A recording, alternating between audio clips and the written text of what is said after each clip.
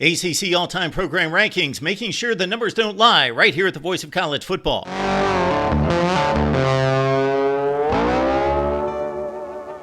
Thanks for stopping by here at the Voice of College Football, breaking down the game we all love each and every day with you. Best discussion, debate, and analysis based on your participation. Please hit the like button and subscribe. We are going through all the conferences, and we are going through all-time program rankings. Check out the first video. You get a rundown of all the categories we're covering, or just stay around and watch this video, and you're going to see that we just don't take this lightly. We just don't spitball it. We just don't look at one particular number or 3 or 5, but it's a pretty exhaustive look at each conference, and also taking some considerations into play that others don't in regards to fair metrics because of different lengths of membership in that particular conference. When we get through all the conferences, we'll put it all together, and I know that many of you are looking forward to the all-time rankings nationally across the board with the Blue Bloods at the top. But let's first look at the ACC. Check out our previous video looking at the Pac-12. Why the Pac-12? It's dead, Mark. Well, that way we can put a cap on Pac-12 history. Let's set our sights on the ACC, which opened for business in 1953. The best winning percentage in the history of the conference by far belongs to Florida State at .671, a decided advantage of about 45 percentage points over Miami and Clemson in a practical dead heat for number 2 at 62.5% and 62.4%. Virginia Tech, the other entry into the ACC conference, along with Miami in 2004, the only other school with a plus 60% winning percentage. Georgia Tech has been pretty strong since entering the ACC in 1979 at .581. Keep into consideration that it's difficult for an FBS program to have a sub 50% winning percentage all time because there's all these games against Group of 5 teams and against FCS teams. So there are very few under 500 all time. So we see right there Duke under 500 at 49%.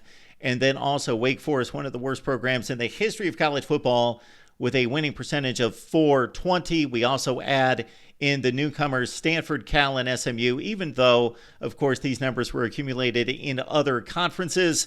By and large, as we will delve into the history of the ACC, many of these numbers were accumulated outside of this conference. Now let's go to the AP poll rankings. Is the AP poll perfect? I'm the first one to say no, but in totality, it means something, of course. If you finish number 5 in the nation, you're a pretty good football team. Maybe you should have been number 7, maybe number 3, but it's a pretty good gauge on how good these teams are. And taken in totality, going all the way back to the first poll in 1936, it means something. There's an AP rankings poll points system in which points are given based on your ranking placement each and every year. The big flaw in this system, according to me, would be those teams that are ranked just outside the top 25 that receive no points, no credit, no recognition for a good season. But still, the points mean something. And then we're going to look at top 25, top 10, and top 5 finishes in the AP poll. Despite getting off to a late start, Florida State is the most success in the AP poll, and that is 1980. Bobby Bowden kicking into gear, 605 points, and then we see Miami at 534, and similarly to the Florida State resurgence, or basically first time into big-time college football blue blood territory in 1980. Miami has surpassed Clemson despite the run by Dabo Swinney. There you see those 3 are far and away the best schools in the AP poll. Georgia Tech has had some high points throughout the years, of course, won a national championship in 1990. And then you see a number of programs that have been desolate in the history of the AP poll. In particular, Virginia and Wake rank way below the number 50 team in the nation in poll points going back to 1936. We've included Stanford, Cal, and SMU as part of the ACC going forward. Stanford's had the most success out of those 3. This also gives an indication of how strong these teams have been throughout the years. Consistently, we're looking at top 25 rankings, and of course, prior to 1989, that was a top 20 ranking in the AP poll, and also for a series of years going back into the 1960s, that was just a top 10 poll. We see top 25 rankings, top 10, and top 5. We see more domination from Florida State, Miami, and also Clemson. Virginia Tech can thank Frank Beamer for any relevance here. Of course, once he got to Blacksburg in the late 1980s, Virginia Tech was a power with 7 top 10 finishes under Frank Beamer. North Carolina with 17 top 25 finishes, and you see on down the lane with a number of other teams. Interesting to note here that North Carolina State is fairly high in these rankings with 15 top 25 finishes, but NC State has never finished in the top 10, never in the top 5, of course. Wake and Virginia also have that distinction of placing 9 teams and 5 teams respectively in the top 25 final poll, but never in the top 10. We see Stanford's had some good runs, as noted previously, Cal as well. But Pitt, of course, had powerful teams back in the 1930s and 40s, and then also those Jackie Sherrill, Dan Marino teams, Johnny Majors as well, with a national championship in 1976. In the 70s and 80s, Pitt was strong, and therefore you see it reflected there. Syracuse won a national championship in 1959. As we saw with our Pac-12 rankings, the dominant teams in any one of these categories are basically going to carry over to all these various categories. You're going to see a tier system, and it carries out through all the categories, further legitimizing those categories. Let's look at bowl victories here, with Clemson with a total of 27 bowl wins, Miami with 19, Florida State tops with 29 bowl wins, and these are total bowl victories. We see the likes of Louisville, NC State, Boston College, and others, Syracuse and Pitt, very close in those standings. Georgia Tech, the best of the rest under Clemson, Miami, and Florida State. Now let's take it to major bowl victories, because of course you can face a 6-6 team in a bowl game, or you can face one of the best teams in the country. And of course, with the surge of Miami and Florida State since the early 1980s, and Clemson's overall strength of that program going back way beyond that, back before that, and then of course with Dabo Swinney, you've got major bowl victories for Clemson with 10 and Miami with 10, but Florida State's number one again with 13 major bowl victories, and most of those credited to one Bobby Bowden. Georgia Tech's at 10 as well, and then you see a number of teams including Stanford with 8.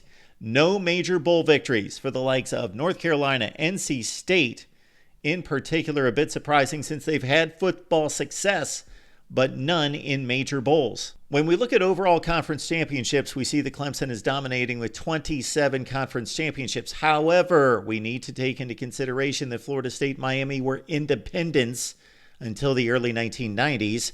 Therefore, that's compromised their conference championship total.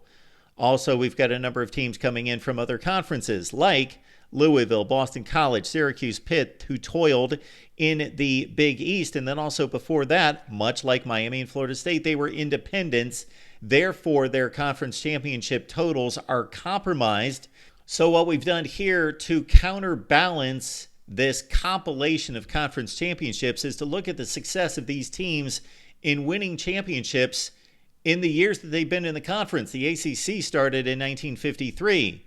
Florida State didn't join until 1992, and then we had an influx of teams in the early 2000s with Miami, Virginia Tech, Boston College, and then also another influx of teams about 10 years later with Pitt, Syracuse, Louisville included. So this is the percentage of championships won in the number of years played in the conference. And here is where we see Florida State. They completely annihilated this conference once they joined in 1992 for about 12 to 15 years. Bobby Bowden's last several seasons were not anywhere close to what they were. They were still competitive, but not winning championships. Then, of course, Jimbo Fisher kicked in, and then Mike Norvell and company have won a 16th conference championship in the ACC here in 2023. But the percentage is amazing. 16 conference titles for Florida State in 32 seasons played. That's a 50% ratio. Clemson is number 2 with 21 conference titles in 71 years. That goes back to 1953. Nobody else is close to those two. Miami, of course, famously has never won an ACC championship. Neither have these schools. Louisville, only around since 2014 in the ACC. Boston College in 19 seasons. Syracuse in 11 seasons as well.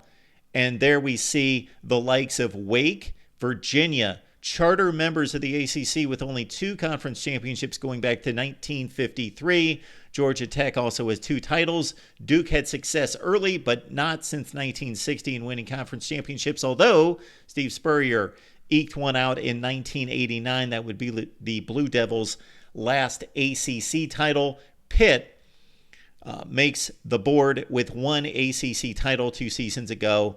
NFL draft selections. The Miami number is pretty incredible considering they were well behind early in their history. But of course, they've had tremendous runs of NFL draft selections with their dominant teams of the 80s and 90s into the 2000s. And even though they have disappointed on the field in the last 15 plus years, they continue to prove to have talented teams moving on to NFL status with a healthy lead over Florida State and also over Clemson by about 80 to 85 players total.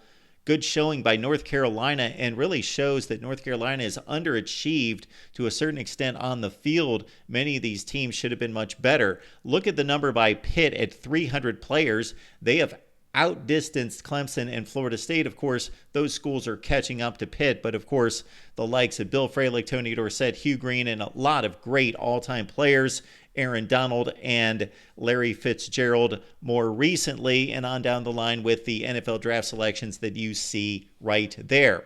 Now let's look at first-round picks, and again, Miami is showing its muscle here with those dominant teams during that slice of time between 1983 and 2001 in particular. Florida State's right there, but still 20 behind in first-round draft selections. Clemson with 40. And, of course, Dabo Swinney's era has bulked up that number considerably.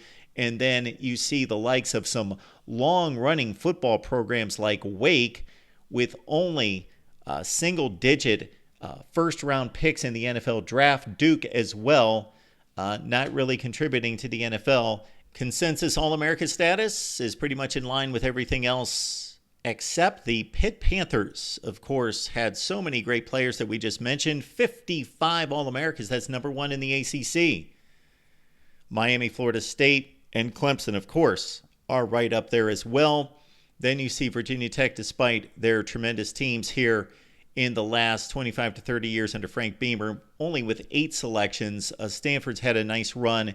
And then also Cal in regards to great players who have earned All-America status nationally. And then Heisman trophies. Florida State with a lead over Miami 3-2, with Jameis Winston being the most recent in 2013. Nobody else in the ACC has earned 1 Heisman Trophy, including Clemson with their illustrious football history. No Heisman trophies. There could have been an argument for one Trevor Lawrence, and I make one for Deshaun Watson in 2016. Major award winners. So this is all the other awards for each position. Looking at the Biletnikoff at wide receiver, the Mackey at tight end, all of the position, both sides of the football. We see Florida State with a lead over Miami with 15-12. And then Clemson, surprisingly, with only 5 award winners on both sides of the football, despite all that great talent, especially in recent years. And again, Pitt with its great teams of the 30s and 40s. And then with the awards, basically, this has been more of a recent addition to college football in the 60s and 70s.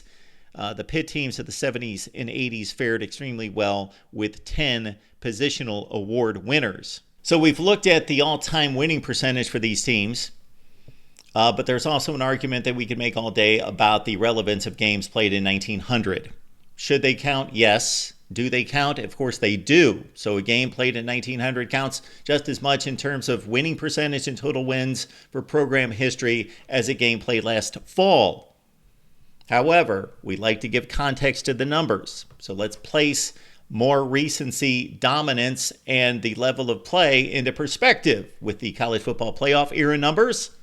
Then going to the 21st century, which started in 2001, and then also going back during a span of time that's going to cover most of our lifetimes, or a majority of our lifetimes. Our nod to the senior citizens here at the Voice of College Football, going back to 1970. Let's look at these numbers. During the college football playoff era, Dabo Swinney and Clemson has dominated, of course.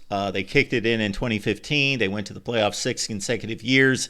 Even their down seasons are 9-4 type years like 2023. So 119-20's a ridiculous record that's only topped by, I believe, Alabama and Ohio State. Miami has been a disappointment during the college football playoff era. Florida State has been bookended here because they started strong in 2014 with an undefeated team before they lost at the Rose Bowl, and then, of course, finished with an undefeated team before they lost a bowl game to Georgia. In between, some rocky seasons for the Seminoles, but still with the second best record in the conference. We have again included Stanford, Cal, and SMU for some national perspective. And of course, they are in the conference starting in 2024. We see a lot of teams that had some decent level of play at different times. Pitt, of course, won an ACC championship. Duke was competitive for a time under David Cutcliffe and then really hit rock bottom. Rebounded with Mike Elko the last 2 seasons. We see that Syracuse has been probably the worst program in the conference, and Dino Babers still kept his job throughout most of this time frame that we're looking at. Louisville's had its run with Lamar Jackson and some decent teams, just went to a championship game in the conference last year. Dave Doran's teams have been fairly consistent at 78 and 49. Let's back it up to 2001 through 23, the 21st century. Now, Florida State kicks it in, but Clemson still has the best overall record at 227 and 79. There's much thought out there that Clemson just was completely off the radar, off the map before Dabo Swinney. Well, that's not entirely true. It was generally a top 15 to 20 program in college football, and that bears it out right there. Miami, of course, was so good at the start of this century, and they have leveled off, but you see the numbers reflected there. Virginia Tech, of course, has had a rough 5 years or so following Frank Beamer. Justin Fuente with a couple of decent seasons, but after that, it's been rough in Blacksburg, but still the 4th best record in the conference going back to that time, although we see Louisville having not played in the ACC, and that's got to be taken into consideration. So you had Louisville, you had other teams in the Big East. Louisville spent a year in the American Conference, so of course that bolsters the record to a certain extent. And you see a lot of teams that are in the ACC that go to bowl games almost every year. NC State, Louisville, teams like that, Pitt, Georgia Tech, when Paul Johnson was there, they had some good teams. They showed up in the ACC championship game multiple times in the 2000s, made the Orange Bowl in 2009, and then also after the 2014 season with an Orange Bowl win over Mississippi State and a conference championship game appearance. Wake, of course, much better under Dave Clawson, but still woefully under 500 as we take it all the way back to 1970. And here's where we see that Florida State, despite a really rough start pre-Bobby Bowden, so those first 5 or 6 years that we're counting here in 1970, Florida State woefully behind, and then they kicked it into gear like no program probably in the history of college football over a 15-year time frame in which they finished in the top 5 in the country. Clemson, Miami again. Miami, much like Florida State, with a rough time in the 1970s up until 1979 when Howard Schnellenberger took over the Canes. Clemson has been more consistent. Of course, Danny Ford won a national championship, and that was in 1981. Virginia Tech down for most of that time, pretty much split the 50-plus years there. There was pre-Frank Beamer, and then there was the more respectable Virginia Tech teams that finished ranked on a consistent basis. And there you see Pitt, of course, strong in the 70s into the 80s with 353 wins as well. And really the bottom of the conference has been Wake to a large extent, and Duke with only 230 wins, some 170 games under 500. And again, we've included Stanford, Cal, and SMU. SMU had a rough go from a wins and losses standpoint after the scandals of the 1980s. Cal has not made a major bowl game since 1959, and Stanford has been, of course, up and down, but of course had that great run with Jim Harbaugh and David Shaw and a number of top 5 teams that went to Rose Bowls and other major bowl games during that brief stint. National championships are a topic of much debate. You can go with the AP poll. You can go with a number of services. Of course, there are claimed national championships. Some are substantiated. Others are not. We're in the process here at the Voice of College Football, as many of you know, going through each year and really diagnosing what those seasons look like and see if there were any national championships that flat out need to be stripped, need to be taken away, and others need to be added. A lot of the time, these pollsters made decisions when there were other teams that were just as worthy, had just as strong of resumes. And there are flat out seasons, people don't like this, where there should be 4 or 5 national champions prior to the BCS era. So as it totals up, we went to Winsipedia. We're relying on their data right now. Of course, Miami's won 5 national titles. All of those won between 1983 and 2001. Clemson with 3, those all in the modern era, post-1981, 2 Dabo Swinney titles. Florida State, Bobby Bowden, of course, won 2. It could be argued that he would have others as well if there was a playoff. And look at the top of the board, though, the Pitt Panthers. And that also goes to really the 1920s and 30s for Pitt, and also a national championship with Tony Dorsett in 1976. Stanford, Cal, and SMU, newcomers to the ACC, bring 7 combined national championships. So, folks, we've got a point system in which we put all these numbers into a formula. So, for example, we're not going to go through this. We will go through it later. What we're going to do is we're going to knock out each conference, present the data. We're going to combine it nationally, present the blue bloods and the elites at the top, and, of course, run through all of it. Then we're going to go live with you. Take your comments and questions, your phone calls, and sift through all of it. But we do have a point system that is better explained later, but you will see the secret sauce and how this is formulated. Trust us, these are the numbers based on our formula. Is it a perfect system? Of course it's not, but it's about as good as you're going to find anywhere, and these are the results. Florida State is the best program in the history of the ACC, and even before Florida State got to the ACC in 1992, with a fairly substantial margin. Clemson, Miami, wow. Miami's success, of course, concentrated. Clemson's more spread out as a consistent top 15 to 25 program, and then, of course, plateauing and hitting that peak with Dabo Swinney, Virginia Tech, and all the rest of these schools. You could go to really hot times, and you could also find some common ground here with a lot of these programs are so similar throughout, especially the modern history post, let's say, 1980. If you want to try to separate North Carolina, NC State, Louisville, even Boston College, they had tremendous teams in the Big East, and then coming into the ACC, played in multiple conference championship games. You could win some bets that Boston College has played in more ACC title games than Miami has. Of course, Duke has been down for a long, long time, if not played or won a bowl game from 1960 up until about 5 seasons ago. And then you see Georgia Tech. This surprises some people because Georgia Tech, of course, has been pretty lousy for the past 5+ years, but they've got a pretty darn good football history going way, way back, and they're comparable overall with Stanford. Wake has just been a disaster. That's all there is to it. They've only had 5 ranked seasons in all this time, going back to the 1936 beginning of the poll era, and they have far and away been the weakest of the programs, and Virginia is pretty bad as well, although they kicked it in the 1980s and early 90s with some good teams that got those AP poll points to get them close to 500. But all time, they're an under 500 program, at least going back to 1970. So there it is, folks. Argue amongst yourselves, you ACC fans, in regards to who's the best, second best, third best. But it's clearly a fight between Miami, Florida State, and Clemson. If this was all post-1980, then it would be clearly a fight between Miami and Florida State. During the college football playoff era, Clemson, you have it over everyone. The big surprise to me, not necessarily anyone, but I think the one program that is a bit of a mystery is North Carolina, because they're so strong in certain areas, but they've not won a major bowl game in forever. They've not won the ACC since the early 1980s. They have largely been a disappointment compared to their NFL productivity and the amount of players and the level of players that they produced in the NFL. Again, we're going to pull this all together, and then we're going to go live to take your comments, questions, and calls.